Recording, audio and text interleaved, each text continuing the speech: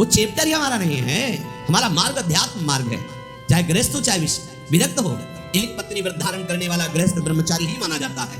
जो केवल संतानोत्पत्ति के लिए गृहस्थ क्रिया करता है उसे ब्रह्मचारी ही माना जाता है। नाम जप करते हुए अतिथि सेवा, परिवार का पोषण, वो साधु ही माना जाता है।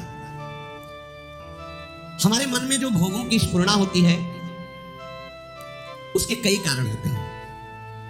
एक तो होता है संचित पाप राशि जो पूर्व में जमा है, प्रायः इसी से भोग स्फुरणाएं होती है। दूसरा संग से होती है। आपकी पाप राशि से स्फुरणा ना हुई तो कोई भोगी पुरुष ऐसा मिला, परमाणु होते हैं। पूज्य श्रीधर बाबा की कुटिया में जब जाते थे आप सच्ची मानिए, घुसते ही ऐसा लगता है जैसे मशीन फिट कर दी गई हो। मंत्र एकदम रफ्तार से चल पड़ता। और जे 8 बजे रात्रि के जाते थे चरण चापने, जे ही उनके चरणों को स्पर्श करते ऐसा लगता हम किसी दिव्य भाव लोक में बैठे हैं। क्यों? उनके परमाणु नाम जापक संत, रात दिन नाम जापक। ऐसे परमाणु उनकी हर वस्तु में, कोई भी वस्तु उनकी छू के एक दिव्यता थी इसमें। ऐसे ही जैसे वो रात दिन भजन में लगे तो उनके हर वस्तु में परमाणु, ऐसे ही रात दिन जो भोगों में लगे उनकी हर वस्तु में भोग के परमाणु हैं।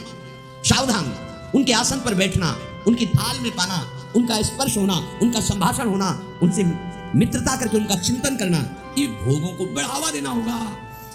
इसी को विपरीत देखो संतों के प्रति, उनके समीप बैठना, उनका जूठन पाना, उनको देखना, उनसे संभाषण करना, भजन का बढ़ावा होगा। देख लेना, पूर्व संचित पापों से जो स्फुरणा होती है उससे बहुत सहजता में बचा जा सकता है। लेकिन प्रगट कुसंग से जो स्फुरणा होती है इससे बचना बड़ा कठिन होता है। पूर्व पापों से स्फुरणा सबके हृदय में होती है जब तक भगवत साक्षात्कार नहीं हो जाता। वो बार बार आकर्षित करता रहता है संसार का राग। और अगर कहीं कुसंग मिल जाए फिर क्या कहना है, फिर तो जो स्फुरणा थी संकल्प बनेगा, संकल्प क्रिया बन जाएगी, क्रिया होते ही अध्यात्म अंतर ध्यान हो जाएगा, अध्यात्म मार्ग ही नहीं रहेगा। इसलिए कर्म राशि की तो तुम चिंता मत करो, उसे तो भस्म करने के लिए शरणागति समर्थ है। लेकिन कुसंग से बचने के लिए तुम्हारे ऊपर पूरा भार है। कुसंग से तुम बचो। बरुहलवास नरक करता था, दुष्ट संग जनि देवी धाता। गंगा किनारे भ्रमण जब कर रहे थे तो तरी घाट है, उसके आगे हम जा रहे थे। नया शरीर और वैराग्य, ना कमंडल, ना बिस्तर, ना कोई भीषण सर्दी का समय। एक मार्किन नीचे पहने लाल रंग से गेरुआ, तो बस लंगोटी, और एक मार्किन बस ऊपर, कोई कमंडल कुछ नहीं। रोम रोम हर समय सर्दी से व्याप्त रहता। भोजन की व्यवस्था जहां ठाकुर जी कर दे। तो माघ के महीने में रामनगरिया लगती गंगा किनारे। जैसे माघ मास में वहां प्रयाग में ऐसे जगह जगह मानो 10,000 फिर 10,000 ऐसे 2-4 किलोमीटर ऐसे ऐसे नगर जैसे रामनगरिया उनको कहते हैं। किनारे से चलने पर वो मिलते। तो एक महात्मा जिनकी पोशाक बहुत अच्छी लग रहा था, सुविधाजनक जीवन है, तो देखा बड़े बुजुर्ग अवस्था के थे। उनका, हे महात्मा, देखने से ही लग रहा है कि तुम गंगा की परिक्रमा दे रहे हो। मतलब परिक्रमा तो नहीं पर गंगा किनारा ही हमारा जीवन है। बोले आओ 2-4 दिन रुक लो। रामनगरिया सब अलग अलग तंबू लगे जैसे प्रयागराज में, बड़ी व्यवस्था, बड़े ऊंचे ऊंचे ऐसे गद्दे और तंबू, क्योंकि बहुत सर्दी गंगा किनारे तो और पड़ते हैं। हमें भी लगा चलो संत भगवान 2-4 दिन के लिए कह रहे, रुक जाते। जो ही रुके 12 बजे कितने प्रकार के भोजन, खीर ये हो, जहाँ रोटी भी नसीब नहीं हुआ, कहा चलो भगवान की बड़ी कृपा 2-4 दिन जो है दोपहर में पाया। रात्रि में उन्हीं के पास शयन के, बड़ा तंबू था ऐसे वैसे। दूसरे दिन सुबह 8 बजे के करीब जलेबी का भंडारा था। फिर राजभोग अलग। खूब ऐसे पुण्यात्मा जन करते रहते हैं। पास में और भी ऐसे शिविर लगे थे उनके निज जनों के। तो उनमें से प्रणाम योगी है, वो जलेबी का भंडारा संतों के लेकर, वो स्वयं लेके आए, पवाया और कुछ भी हमका भेंट तो देते नहीं। पर जलेबी प्रिय वस्तु, मीठा खूब अच्छे से। अच्छा पहले ये था कि पता नहीं आज मिला है, कई दिन ना मिला, कभी गैस की गोली नहीं खानी पड़ी, चाहे जितना पालो 2 दिन 4 दिन नहीं मिला, सब बच गया। अब जे ही पा करके थोड़ा ही समय हुआ, पहले दिन का राजभोग, दूसरे दिन का ये बाल भोग जलेबी, और जलेबी बाल भोग के राजभोग जैसा है, गरम गरम जलेबी, जैसे नशा चढ़ता है ऐसे दिमाग में बस। तो उनमें एक बहुत सरल और वास्तविक साधु स्वभाव के थे, वो केवल सेवा में ही रहते थे महंत जी की। उनसे हमने पूछा, वह वृद्ध थे, कहा कल से आज तक हमारी भावना में बड़ा परिवर्तन हो गया। तो उनका महाराज क्षमा करना, आप जिस मार्ग में चल रहे हो वो ये मार्ग नहीं है, वो ये मार्ग नहीं जो आप स्वीकार कर रहे हैं। उनका अच्छा, तो सोचा एक दो दिन, बोले नहीं महाराज आप नहीं समझ रहे हो। और बताया कि जो जलेबी खवाई वो कैसे आचरण कैसा, बस कुछ उठाना धरना तो था ले, 2-3-4 दिन जहां भूखे रहे अपने आप ठीक हो गया। अन्न का कुसंग, व्यक्ति का कुसंग, ये परमार्थ की राह को भटका देता है। उपासक को सदैव ये देखना चाहिए कि मेरे मन की स्मरण कहाँ है, प्रियालाल के प्रति है, भोगों के प्रति। यदि भोगों के प्रति हो रही तो त्रुटि कहाँ है, पूर्व पाप संस्कार से हो रहे हैं या कहीं कुसंग हो रहा है। पूर्व पाप संस्कार स्फुरणा देगा, ना कि आपका नाश, ध्यान रखना। और कुसंग स्फुरणा ही नहीं देगा, नाश कर देगा। इसीलिए बल भर बास नरक करता था, दुष्ट संग जनि दे विधाता। साधक ये बातें समझ नहीं पाता है, फिसल करके ऐसे गिर जाता है। बहुत सावधानी की आवश्यकता है, हर समय अध्यात्म मार्ग पर आपकी दृष्टि बनी रहे। देखो यदि साधक सावधान नहीं रहेगा तो फिर नया कर्म बना, फिर पुरानी स्फुरणा और नया कर्म मिल करके नवीन चक्र की रचना, जन्म मरण की। इसीलिए मुक्त होना बड़ा कठिन हो जाता है। यदि आप बहुत ध्यान देनी होगी बात, शरणागत होकर भजन कर रहे हो, अध्यात्म पर दृष्टि रखें तो चिंता मत करो, आपके पूर्व कर्म राशि ये भगवान आचार्य नष्ट कर देंगे, कटी कर्म बंधन से। पर यदि आप नवीन कर्म फिर वैसे ही कर रहे हैं तो विश्वास मत रखना कि पीछे का और आगे का दोनों जोड़ करके भोगना पड़ेगा। पीछे की कर्म राशि तब नष्ट होती है जब अवलो नशानी अब ना नशे। आज तक किया पर आज के बाद चाहे प्राण निकल जाए, आज के बाद नहीं, निहाल हो गए, आज ही निहाल हो गए, आज ही निहाल हो गए। हम तो हम सर्वपापी भ्यू मुक्त श्याम, मेरे सरकार बोल रहे हैं, प्रभु बोल रहे हैं। पर यदि ऐसा कि नए कर्म भी क्रियमाण भी पापाचरण हो रहा है, फिर नहीं, सिद्धांत काम नहीं करे, फिर पीछे का लागू हो जाएगा। फिर आप कहोगे कि अध्यात्म में उन्नति नहीं हो रही, कोई लाभ नहीं मिल रहा, कोई सुख नहीं मिल रहा, क्योंकि आप गलती कर रहे हो। चलनी में गई याद है और दोष दैव को दे। देखो आपके पीछे के कर्म प्याज जैसे बदबू वाले हैं, जमा है गोदाम में। ऊपर से यदि केसर और कपूर लाद दिया जाए तो केसर और कपूर की गंध प्याज को नष्ट करके अपना प्रभाव दिखा देगी। नाम जब कीर्तन कथा वार्ता यह है केसर कपूर, लाद दो अपने पूर्व पाप के ऊपर, भगवान नाम का वजन साफ दब जाएगी, उसकी दुष्प्रवृत्तियां नष्ट हो जाएंगी। अगर कहीं वायु का झोंका चले और कपूर खुला रह जाए तो उड़ जाएगा, फिर प्याजे की गंध रह जाएगी। माया का झोंका चला और आप अपने यश कीर्ति में, अपनी बड़ाई सम्मान प्रतिष्ठा में, भजन में कमी मान सम्मान प्रतिष्ठा में बह गए तो उड़ गया कपूर, अब बचा प्याज है, उसकी दुर्गंध शुरू हो जाएगी। कितना महापुरुषों ने सूक्ष्मता से अनुभव किया है। इसलिए ध्यान रहे कि इस माया की वायु का प्रवेश आपके हृदय में ना होने पर दुर्गंध नहीं रह जाएगी, केसर कपूर की गंध नहीं रह जाएगी। ये माया के प्रवाह का, तूफान का क्या भाव समझें? सबसे ज्यादा अहंकार, इसी में सारे दोष आते हैं। मैं तपस्वी हूं, मैं साधक हूं, मैं ज्ञानी हूं, मैं ध्यानी हूं, मैं बड़ा भगत हूं। इस तरह की अगर अध्यात्म मार्ग में कहीं भी कोई भी वृत्ति है तो वो आपकी दुर्वासना जो दबी हुई है उसको उठा लेगा। मैं बहुत नीच अदम हूं, अगर ये कुछ साधन बन रहा है तो श्री जी की कृपा से बन रहा है, गुरु जी की कृपा से बन रहा है दुर्गंध वाली बातें, पर ऊपर कपूर और केसर है, उसकी दुर्गंध आपके हृदय को परास्त नहीं कर पाएगी। उपासक धीरे धीरे अपने बुरे स्वभाव को, बुरे कर्मों को सद्भाव से, अच्छे स्वभाव से दबा देता है। नष्ट नहीं हुआ, नष्ट होता है भगवत साक्षात्कार पर। जब तक प्रभु से आंखें न मिले तब तक विश्वास न करना कि काम हो गया। यही डर ही डर हरिवंश हित जिनो भ्रमय गुण सलिल पर जी नामन मंगल लोक त्यों शिव हरिपद भज न विलंब कर। आगे चल करके प्रभु ऐसी ज्ञानाग्नि पैदा कर देंगे कि फिर वो दुर्गंध वाली चीजें ही नहीं रह जाएंगी। इसलिए जितना जीवन है एक बार हम अपने प्रभु को समर्पित करके केवल भजन में लगाएं। जो भी हम कार्य करें अपने प्रभु को समर्पित करते रहें। भगवान जो बार बार कह रहे हैं ना, मेरे को समर्पित करो, भगवान को कुछ चाहिए नहीं। जैसे भगवान कहते हैं यद करोषि, जो तुम करते हो, यद स्नास, जो तुम खाते हो, तुम मेरे को समर्पित करो। ये दुलार है। जब हम किसी वस्तु को प्रभु को समर्पित कर देते हैं तो हर वस्तु में बांधने की सामर्थ्य माया की। कोई भी सड़ी से सड़ी वस्तु में एक माया शक्ति है जो हमें आसक्ति से बांधती है, आसक्ति से। प्रभु कहते मेरे को समर्पित कर दो, जैसे कर्म समर्पित कर दिया, अब कर्म बंधन नहीं रहेगा। भूख समर्पित कर दिया, अब वो प्रसाद हो। प्रभु तुम्हारे भले के लिए कह रहे हैं कि जो प्रभु को समर्पित कर दिया जाता है वो निर्विकार हो जाता है। बात समझो। ये भगवान तो कहते हैं कि सब तुम मेरे लिए, अगर नहीं समर्पित करोगे तो दुर्गति को प्राप्त होगे। भगवान तो नाराज होकर बोल रहे हैं। नाराज नहीं, उस वस्तु का प्रभाव है। कोई भी कर्म, कोई भी यहाँ की वस्तु सब बांधने वाली है। समझो पहले, सब बांधते, कोई भी व्यक्ति सब बांधता है। अपने राग से सब मुझे बांधते हैं, अगर प्रतिकूल हुआ तो द्वेष से बांधते हैं। यहां कोई मुक्त करने वाला नहीं है। एक एक वस्तु, एक एक व्यक्ति, एक एक परिस्थिति केवल बांधती है। और हम साधना कर रहे हैं मुक्त होने की। कैसे करें? भगवान करे चुपचाप जो कर्म करो मेरे को समर्पित करो। इसका रहस्य क्या है? वो कर्म तुम्हें बांध नहीं पाएगा।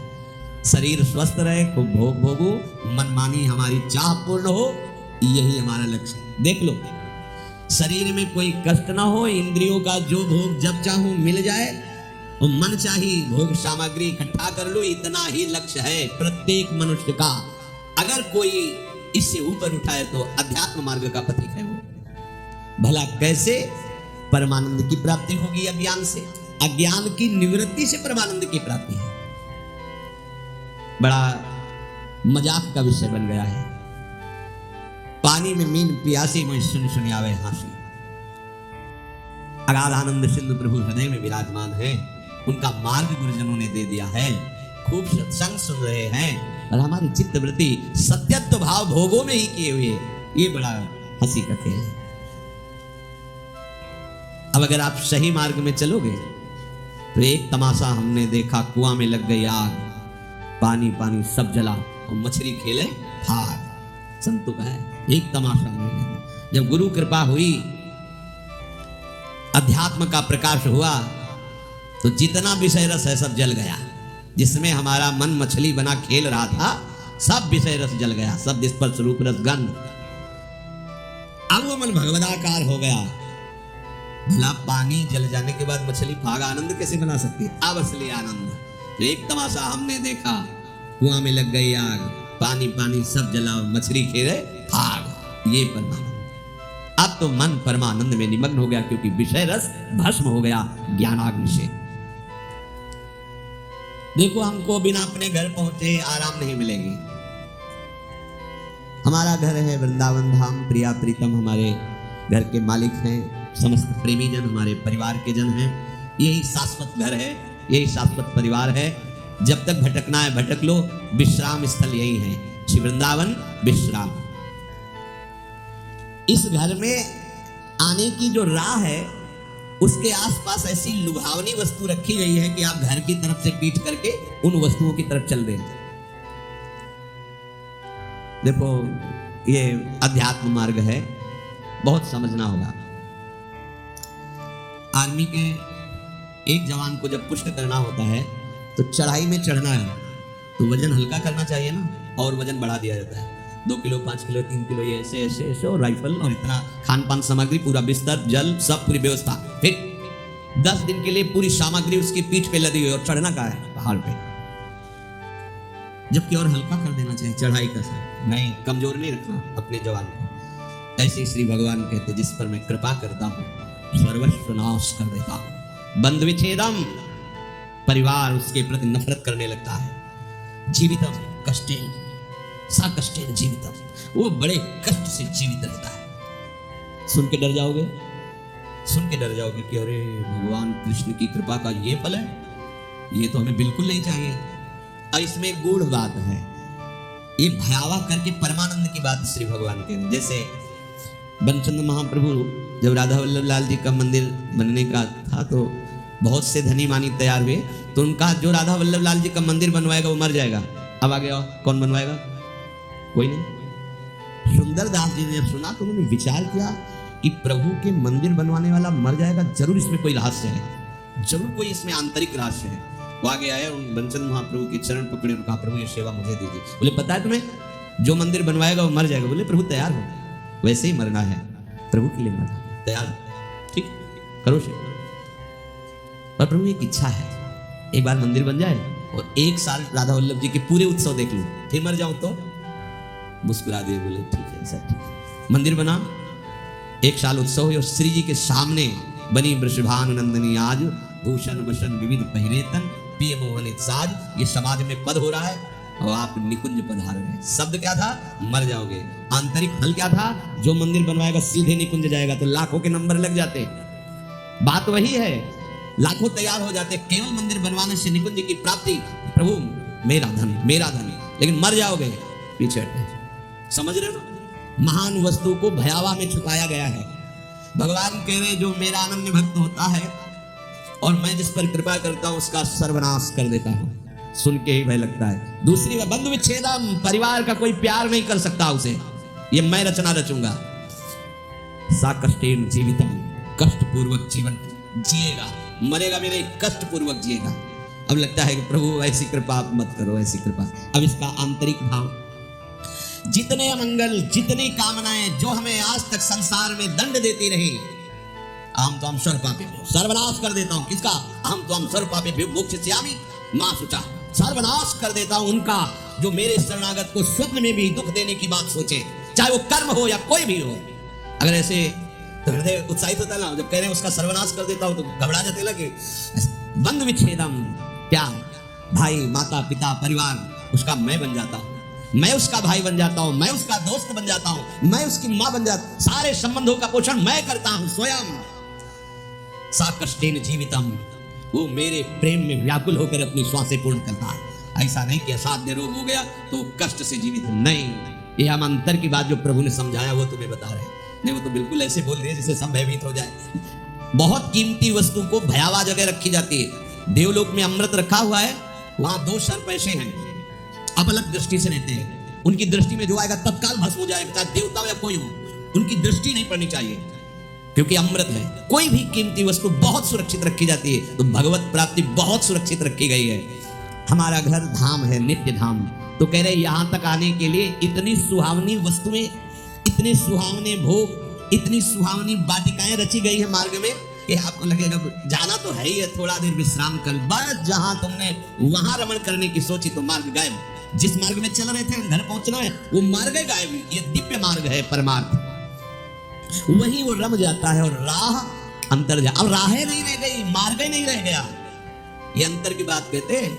ये वो मार्ग नहीं कि थोड़ी देर आराम कर लेंगे, भोग भोग लेंगे, फिर चल लेंगे। भोग में गए तो मार्ग ही गायब, मार्ग ही अंतर ध्यान हो जाए। कहां चल रहे थे, कैसे चल रहे थे, बुद्धि काम नहीं, मार्ग ही गायब। मोक्ष मूलम गुरु कृपा, वो गुरु कृपा से मार्ग प्रकाशित होता है, प्रकट होता है। इसलिए संसार के कल्याण के लिए जो अनुभवी संत महापुरुष जन हैं, वो चीख चीख के कह रहे हैं कि घर लौटो घर, ये संसार दुखालय तुम्हारा घर नहीं है। पर राह में अटको मत और भटको मत। ये राह में ऐसे पथिक अटक जाते हैं और भटक जाते हैं जो थोड़ा मन चले होते हैं। थोड़ा मन चले अर्थात मन के अनुसार कर। इस मार्ग में मन चलो का खेल नहीं है।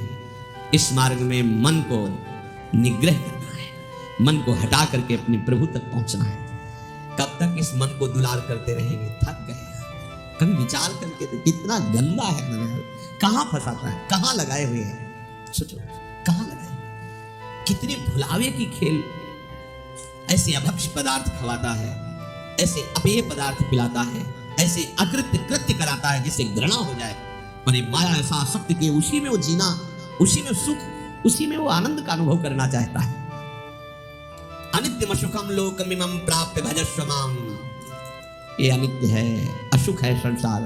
प्रभु का भजन करके प्रभु को प्राप्त हो, स्वयं कह रहे हैं इस अनित्य में मत फंसो। ये तुम्हें स्वतंत्रता दी गई, तुम प्रारब्ध के अधीन नहीं हो, कोई पशु नहीं हो, मनुष्य हो। प्रारब्ध शुभ अशुभ कर्मों के जो संचित हैं उनमें से कुछ परिणाम निकालकर इस शरीर को दिया गया है। आप जो चाहो कर सकते हो, घोर पाप कर सकते हो और बहुत दिव्य भजन करके भगवान को प्राप्त कर। ये स्वतंत्रता है आपकी, बिल्कुल स्वतंत्र हो। आप मनमानी आचरण कर सकते हो और आप शास्त्र के अनुसार चल सकते हो। आप गुरु के वचन के अनुसार चलकर परमात्मा प्राप्ति कर सकते हो और मन के अनुसार चलकर दुर्गति को प्राप्त हो सकते हो। पूरी स्वतंत्रता है मनुष्य जन्म में। पर ध्यान रखो, ये शरीर क्षण भंगुर है, कभी भी नष्ट हो सकता है। संसार के चाहे जितने पदार्थ और पद समेट लो, तुम्हें कभी शांति नहीं मिलने वाली। देखो, आप लोग तो कुछ ही लोगों से मिलते हैं।